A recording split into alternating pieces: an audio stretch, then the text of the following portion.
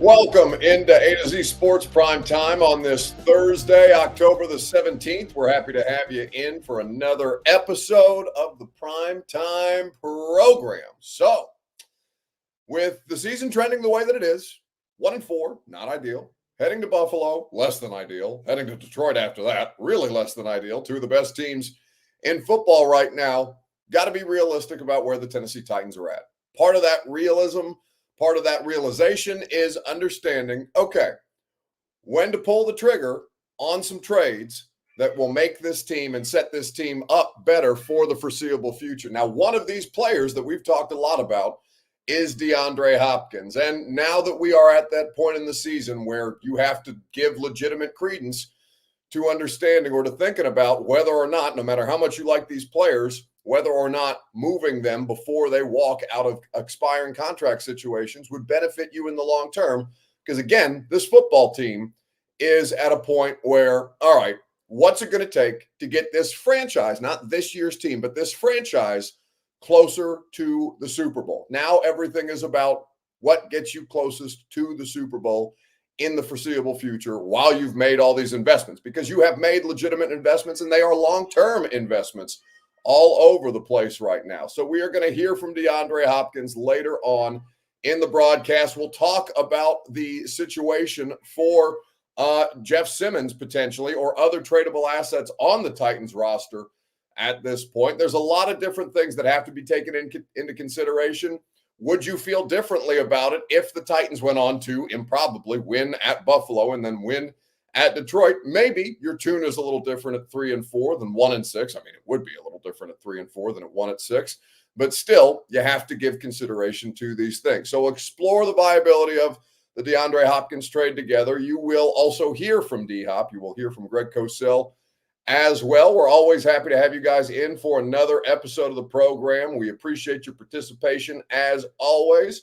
Roll Tide Roll says best part about this show is that they're in my time zone, so they go live at a decent time. Yeah, we love the 7 o'clock time slot. We have enjoyed it a lot. We will try and get you out in time for the bulk of the first quarter of Thursday night football between the Saints and the Broncos in New Orleans. They're showing Bourbon Street on the Prime broadcast right now. But before we get started, you guys need to share this show on Facebook, YouTube, Twitter, and Twitch, wherever you are spending your time with us. If you are hanging out on Twitter, please retweet this in the bottom right-hand corner of your screen. Facebook Live, you can share now to public. That's in the bottom left. And if you're on YouTube or Twitch, like the video, subscribe to the channel, tell a friend to do the same.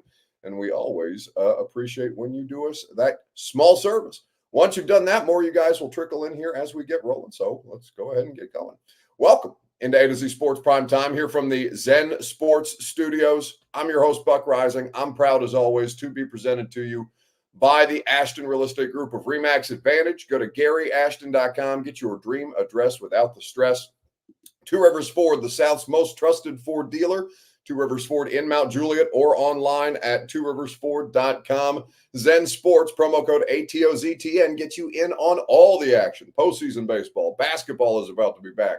Hockey is ongoing. Football, of course, we are in the swing of things. ATOZTN in the Zen Sports app to get in on all the action today. And, of course, TrueMath Fitness, the best workout in Middle Tennessee is TrueMath Fitness. Your first workout is free at TrueMathFitness.com. Okay, everything that's going on, realism of where they are in the season, whether or not you win these next two games, I don't know that it necessarily impacts how much you need to recoup as far as draft capital goes for a team that did trade away a third-round pick for L'Jarius Sneed, has been without a third-round pick because of the Will Levis trade in the past couple of years. And you understand that, all right, you're probably vying for a quarterback, so as many different assets as you can have to package things to potentially move up, provided that you don't finish with the worst record in the NFL. You're going to have to do a lot of these things, no matter whether or not you pull off a win on Sunday and the following Sunday, or if you split these next two games. It's pretty much about getting as many assets as humanly possible at this point, while still trying to compete, trying to go out there and win games, because you know that I am never in favor of tanking. I don't think moving pieces before the deadline, when you understand how viable or not viable it is for you to make the playoffs, counts as tanking, as long as you're still fielding the team with the intention of going out and winning. And I know you would say, well, that's counterintuitive. Tank the season if you're going to trade players. No, never tanking.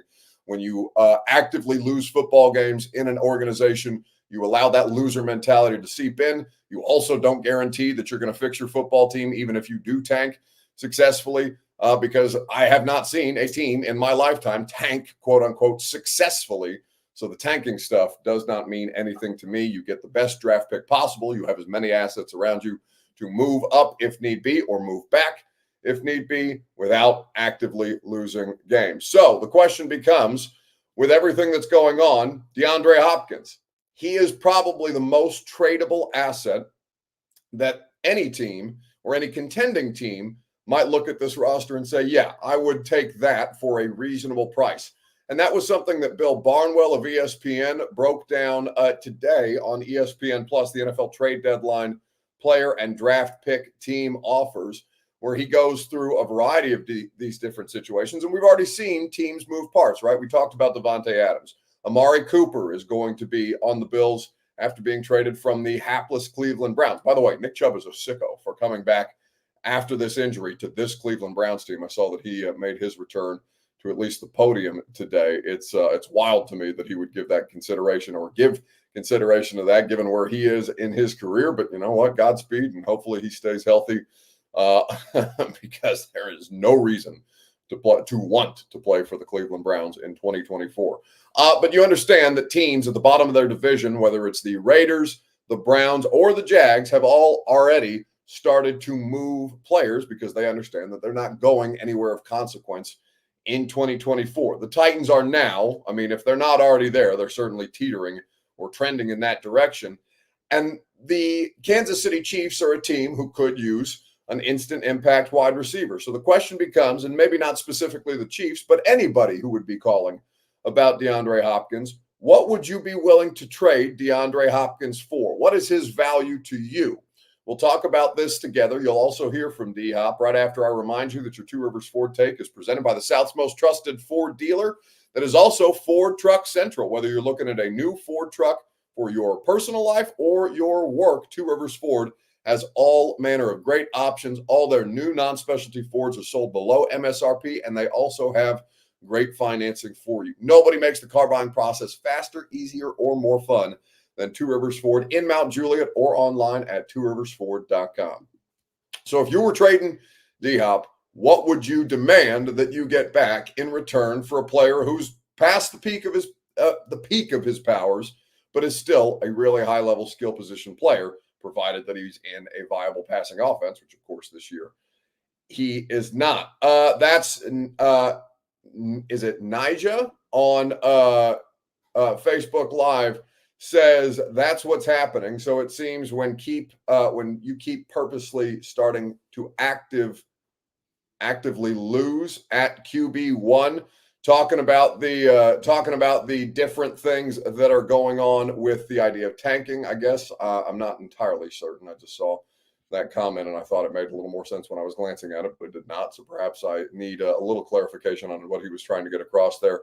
Isaac Terry says, unless it's for a third or higher, we shouldn't do it unless he requests it. A third or higher is pretty crazy, because Amari Cooper didn't even go straight up for a third, right? They sent a pick and Amari Cooper, a 2025 sixth and Amari Cooper, to the Bills for a 2025 third and a 2026 seventh. And also the Browns restructured his contract to basically make that more viable for the Bills to acquire, in the way that they converted some of his salary and made that a more viable asset to move. Brown and Casey says, I don't think the Titans can demand anything at this point. That's fair, but they do have an asset. Teams are going to be interested. They can at least set a price point and negotiate from there. John Torkington says, do you guys realize that we have not drafted a franchise quarterback since Steve McNair? Yes.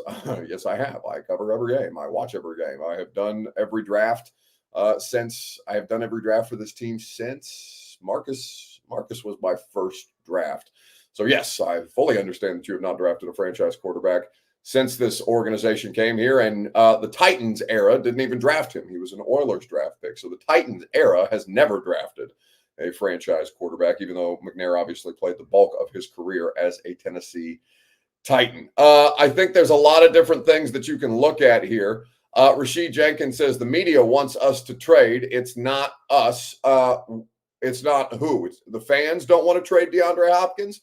Yeah, I get that. Listen, here's the thing about Hopkins, and I said this today on the radio show. D-Hop is he has made the city better by being here. He has elevated the city of Nashville because he is that caliber of star, not just on the football front, but across the board. He is involved in the community. He is involved in the music scene. He is involved in the fashion scene. He is the most famous player to have played for this franchise, including Derrick Henry, especially in the era of social media.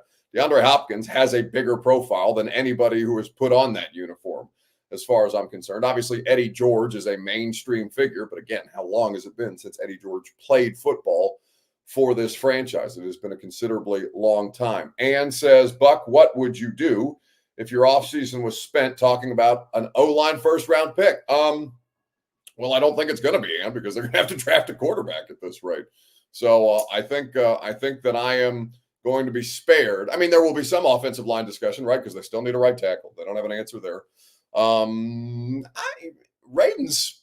is in a contract year, so you probably do have to get another play-to-play guard unless you're going to give him a prove-it mid-tier or mid to lower tier deal, because I do think that he's played solid football at the guard position, but I don't know how much better you're going to get than solid from a rookie, for example. So you'd be curious to see what they do on the right side of the offensive line. There will be some discussion. But I think I'm talking about a quarterback all offseason, which is fortunate, obviously, for the interest at the top of the draft, but also unfortunate because I have to talk draft on October 17th, and that makes me scream. But what would you be willing to trade DeAndre Hopkins for? Here was the proposal from Bill Barnwell of ESPN. Because we know the Chiefs need a wide receiver. Patrick Mahomes is saying that he believes his team is set at wide receiver. Chiefs could benefit from a rental like D-Hop. Rashee Rice, Xavier Worthy over the last 2 years. Rashee Rice is expected to miss the rest of the season. Those two players they have acquired via the draft, and they are good players and they are cost-effective players. But, of course, Xavier Worthy in his rookie season is not enough alone. And they have been trying to piecemeal this thing together since they traded Tyreek Hill away several years ago. So Chiefs need somebody that can step in and take Rice's starting spot immediately without having to tie yourself to them long term. And that's exactly what DeAndre Hopkins is. 2 years, 2-year deal for DeAndre Hopkins last offseason that he is, of course, in the second year of. He has about $6 million left on his contract for the remainder of the season, which means he's affordable. He is a 32-year-old player. So, again, he's not at the peak of his powers, but he's still totally viable. And he is a true X wide receiver that the Chiefs currently don't have on the roster. What Bill Barnwell proposes here is that it's a straight-up swap of DeAndre Hopkins to the Chiefs, and the Titans get back a 2025 fifth-round pick. Now, some of you may think that's too low. Some of you may think that that is acceptable. Some of you may want conditions on that pick. But you'll hear from DeAndre Hopkins on the idea of being traded here in just a second, because I thought that was a pretty viable situation. Corey says, I don't think Rand will let him leave. Why not? What makes you say that? What makes you think that? There's been no indication of that whatsoever. I don't know that. Again, the worst thing that could happen at this point is DeAndre Hopkins walks at the end of the season, and you were not able to recoup anything for his presence here while you flounder around at 1-4, 1-5, or 1-6 potentially. So I'm not sure why Rand wouldn't let him leave for what. So DeAndre Hopkins can catch hospital balls from Mason Rudolph once they're 1-6 at this point? No, of course they would be willing to move him, because if for no other reason than to try and do right by DeAndre Hopkins. Corey says, I think an extension is coming based on what? Well, again, like okay. The viability of an extension for D-Hop. Honestly, I have no idea what DeAndre Hopkins wants to do at the end of this contract. He may decide, yeah, I'm an IMG fashion model. I can make more walking the runway in Paris right now than I can playing professional football. Now, I know that he's a businessman and also a businessman, right? With everything that he does, and he's got many and many investments and certainly an influx of cash to play a few more seasons in a city that he clearly likes, clearly has an affinity for Nashville. So I don't want to completely laugh you out of the building, but the idea, like, I know that we were talking about a D-Hop extension before the season, but now that we know that this season is for naught and that they're going to have to start over a quarterback again, I'm looking around and saying, no way if I'm DeAndre Hopkins. I mean, maybe you offer him an extension, and I would laugh at the Titans organization in the face if they offered me an extension if I was DeAndre Hopkins and say, man, I'll just go do something else. Like that's cool. I'd rather not. Appreciate you. Been fun to be here. Maybe he still does stuff in Nashville because I know he still does stuff in Houston and Arizona where he has spent time previously in his career. But to play football more for this organization, no. I would be. If again, I'm coming at this from my perspective. If I was Hop, I would laugh in their faces. But that's not the kind of person that he is. He's very measured. He's very diplomatic, and he has always been a good soldier. And also, he wants to win. Like he wants to win, and you're not doing any winning of consequence anytime in the near future. So, DeAndre Hopkins was asked about this situation today. Rashid Jenkins says could change. We start winning. Okay, where is the evidence? Even if you beat the Bills. Like, if you beat the Bills, is that going to change your attitude appreciably? Because I would present to you the Dolphins game from last year. The season was over, and they beat the Miami Dolphins as the biggest point spread underdog of the NFL season. And that was cool for a moment, and it was an exciting thing that they did at the end of the game, and they've done it. They did it after they played really bad football for basically 3 quarters, and also Tyreek Hill missing basically 2 quarters in the middle of that game benefited them as well. But like, what evidence do you have that anything is trending towards the starting winning when the quarterback can't play within the system? The system is not helping the quarterback appreciably. If anything, it's made him worse.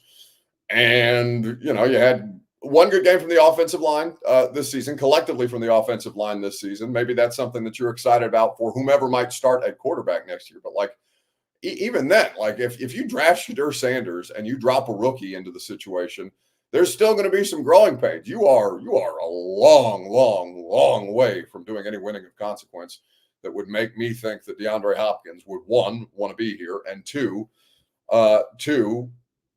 be a viable option for you to resign. Man, you need to draft a damn wide receiver at some point.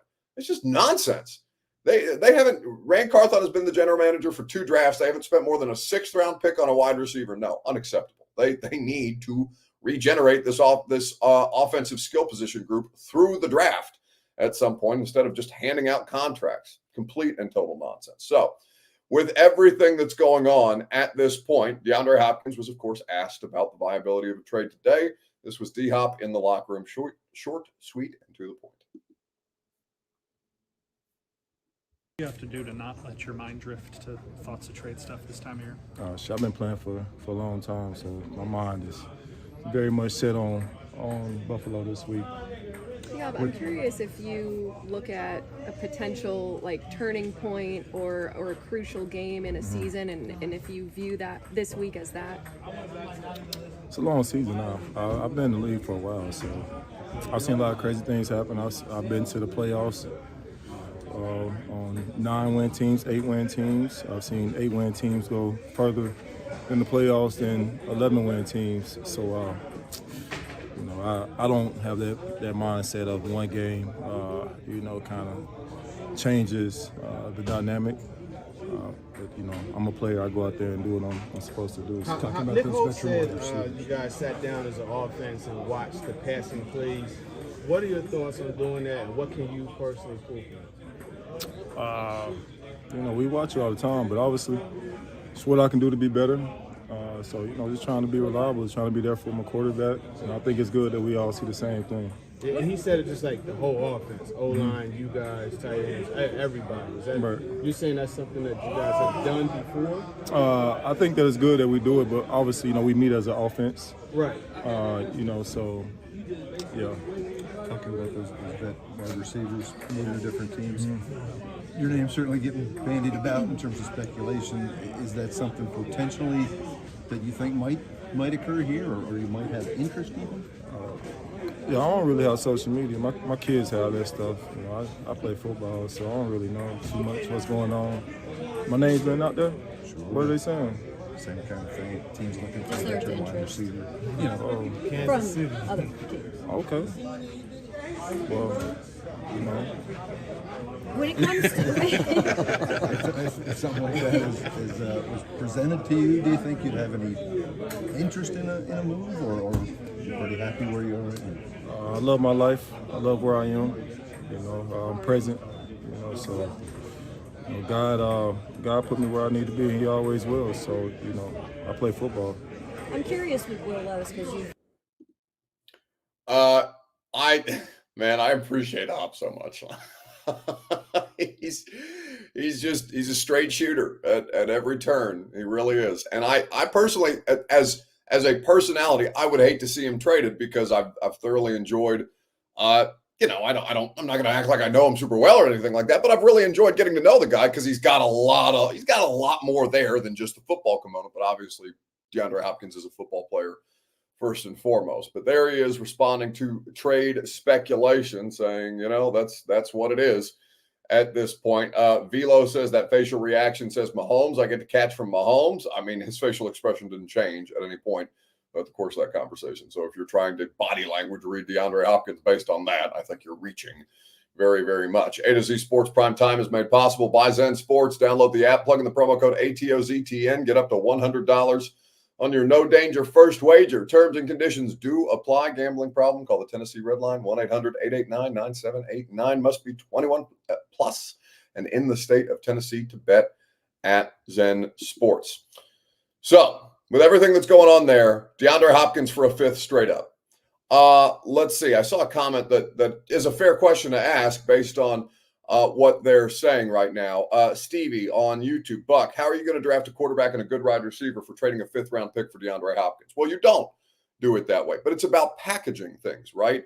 Remember when you traded Jurrell Casey for a seventh, and you started to wring your hands about trading Jurrell Casey for a seventh, and then that seventh-round pick later turned into a sixth, and then you do something else with that sixth-round pick to try and move up in the draft. Again, it's not about the pick that you're trading DeAndre Hopkins for. It's about what else you can do with more capital than less capital if you need to maneuver and if you need to package things to be able to, again, trade up or get a better package of picks to trade down.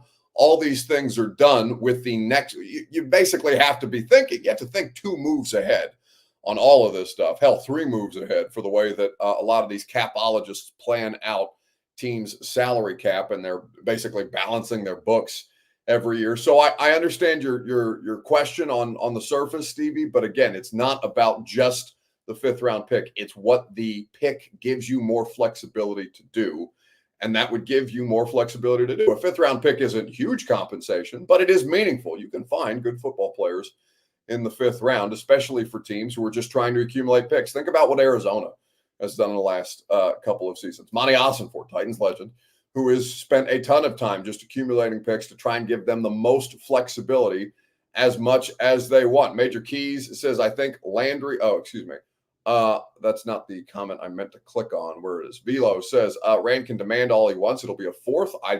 No, it will not be a 4th. DeAndre Hopkins is 32 years old. He's a rental.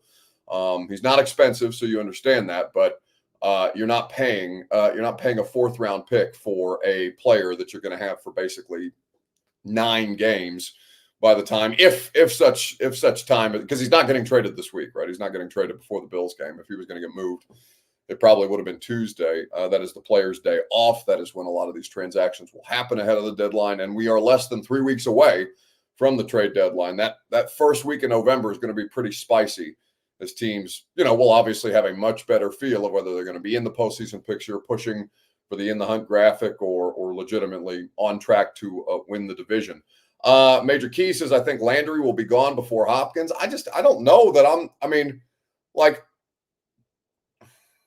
so say Detroit needs a pass rusher.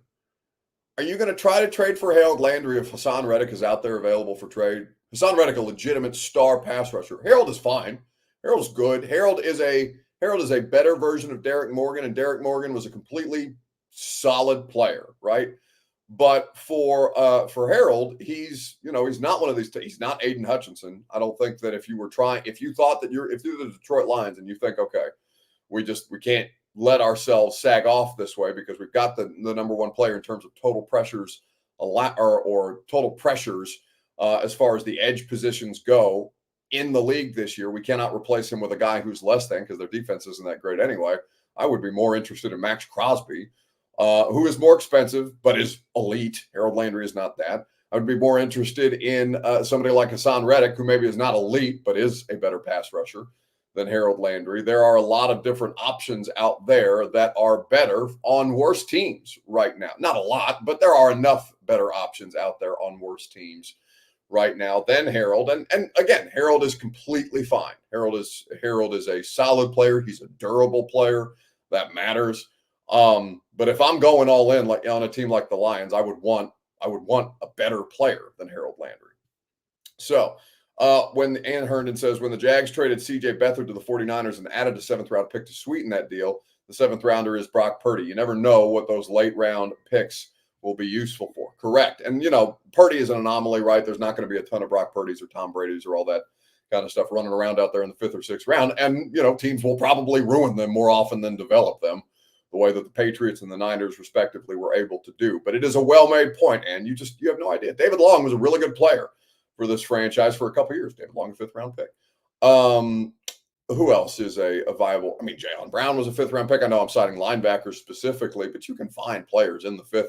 You can find good players on day 3 with the correct draft capital to meaningfully address needs. Or, again, you can package those picks and move up and around if you need to, if you're trying to jockey for position at the top of the draft, which right now this team expects to be doing. Weekend bounce back. Who needs to bounce back most in sports this week? We'll talk about it together. Facebook, YouTube, Twitter, and on Twitch. In the comment section, let me know who you feel needs to bounce back most this week. I will tell you that the Primetime program is made possible by TrueMav Fitness. Your first workout is free as a Middle Tennessee resident. No workout ever recycled. No workout ever repeated. TrueMavFitness.com for more information. They will put you in position to succeed.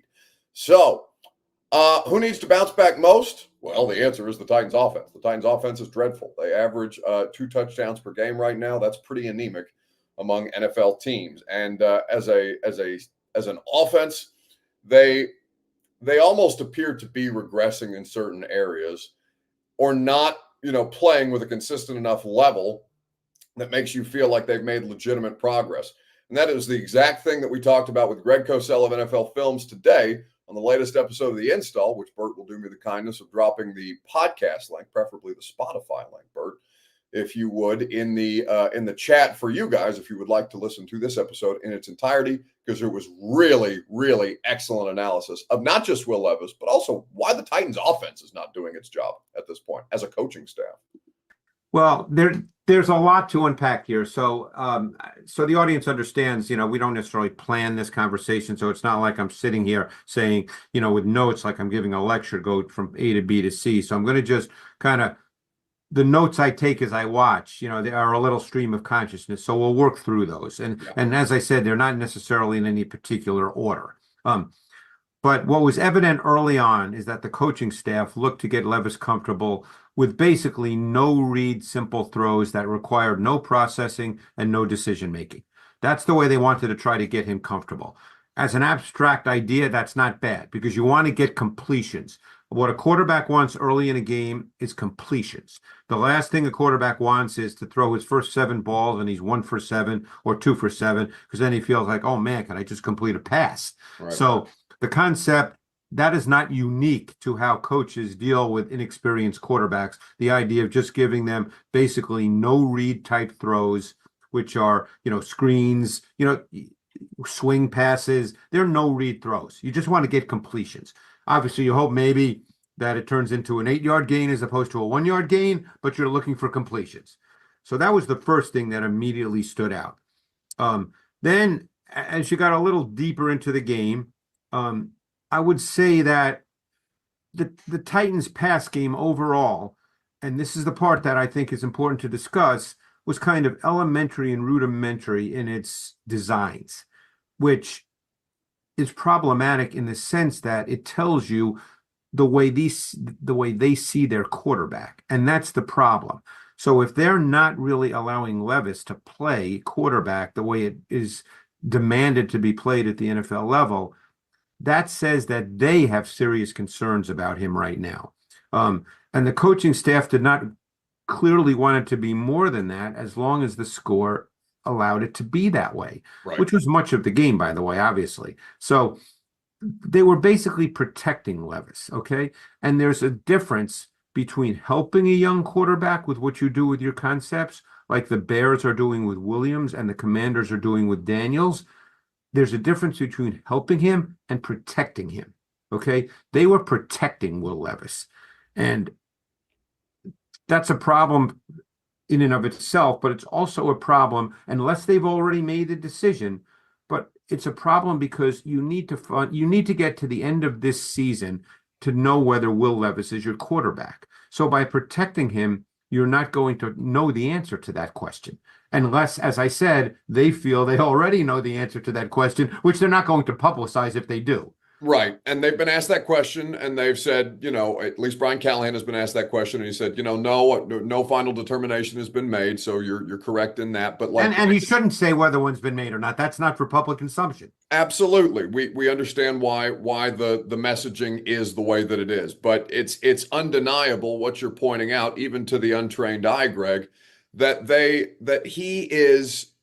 have, reined him in based on what they're allowing the offense to be, but that Levis, in the way that he plays when he's at his most comfortable, I would say, is a gunslinger, whatever you want to call it, wants to push the ball down the field. And so what I watch when I see him, Greg, is a quarterback that had his comfort zone taken away from him and hasn't been able to adapt just yet. Levis is the kind of quarterback that you have to live with the early mistakes. Now, no coach wants to do that, and no coach takes a job saying, "Oh, we're going to rebuild, and I don't care if we go 4-13." No coach says that, nor should they say that. But Levis, even if you view Levis as potentially being a really good player, he's a certain kind of player. Okay, Levis is not a precision, complete 72% of his passes, boom, boom, boom. He's not that kind of player. I'm certainly not comparing him to Josh Allen, but he's much more of that style of player that is going to ideally make some special plays, but he's also going to miss some things, and he's going to, miss a few here and there. May even I know Allen hasn't thrown a pick this year, but the track record, the kind of player Josh has been, right. Levis, he's going to throw some bad picks where you go, ooh, and you just have to move on. But he's certainly not the kind of quarterback that is going to be good if you limit his throws. He needs to feel like he's in the game and can get back there and just whip it. That's who he is. Right or wrong. I'm not making it, I'm not saying he should be the guy or not the guy, but that's the style of player he is. Yeah. So that's Greg Cosell of NFL Films diagnosing the problems with Levis and the offense right now, because it's not just problems with Levis, it's problems that Levis is creating, but also problems that the offense isn't able to solve. And that is the job of the coaching staff, to be able to figure it out, especially with the way that they sold everybody on, this is our guy, we're going to build around him, and now they can't get anything done around him. This made me laugh. Clayton said, leave it to Buck to have us watch a clip of himself. Well, I just was hoping that you would be informed and educated by Greg Cosell. And so, Clayton, if you have a clip of you talking to Greg Cosell of NFL Films today, you're welcome to play it for the class. But in the absence of that, I will give you the clip that I have, because I have the ability to talk to Greg Cosell on a weekly basis for your benefit. So, I try to minimize myself in there, but I get a little long-winded with my questions sometimes. It's completely fair criticism. Anyway, it's going to do it for us tonight. A quick reminder on the way out the door that the Primetime program is made possible by the Ashton Real Estate Group of RE/MAX Advantage. Don't sell without the intel that the Ashton team will provide at GaryAshton.com, official real estate agent of the Nashville Predators. When next we speak on Primetime, it'll be from Buffalo. Will it be from Buffalo? I got to check what my flight plan is, as a matter of fact, on getting out of Buffalo, because I will be there for that game, obviously. but I am not sure when I am flying back. As a matter of fact, on Sunday night, so I will be able to tell you that here in just a second. That's the Chicago trip. That's an old wait. Okay, I've got it. Oh yeah, no, we can do primetime from Buffalo. My flight doesn't leave until 9:10 p.m. Eastern. So yes, we will do primetime from Buffalo, probably from the Buffalo airport. If I had to take a guess, maybe we do a little early primetime on Sunday night, and we will react to whatever the hell happens between the Tennessee Titans and the Buffalo Bills. Radio show tomorrow from 10 to 1 on 104.5 The Zone. Coach Dave McGinnis will be on, and that is something that we will work through together. We'll also talk some college ball. Since the Titans suck to talk about, we'll talk some college ball with Coach Mack, because what you have in Tennessee, Alabama this weekend is legitimately interesting. Bork says on YouTube, Buck willing to travel to Buffalo and Jacksonville for this shithole of a team. And Detroit, don't forget. Detroit, I hear, is nice. I've never done Detroit. But also, hey, baby, that's what the money's for. Just like the football players get a paycheck to go out there and play football, I get a paycheck to go out there and cover football. And that's just fine with me. I would like for the football to be better, but the money's fine too. The money is all the justification I need to haul my ass out to Buffalo this weekend. So, I will be there. I will cover the game. I will do the best possible job that I can for you on the pregame show from Buffalo with Blaine Bishop and Brad Hopkins and Kayla Anderson. I'll do the best job that I can for you on primetime that night, and I'll do that the rest of the season and all the way through, because again, that's what the money's for, baby. That's what it is.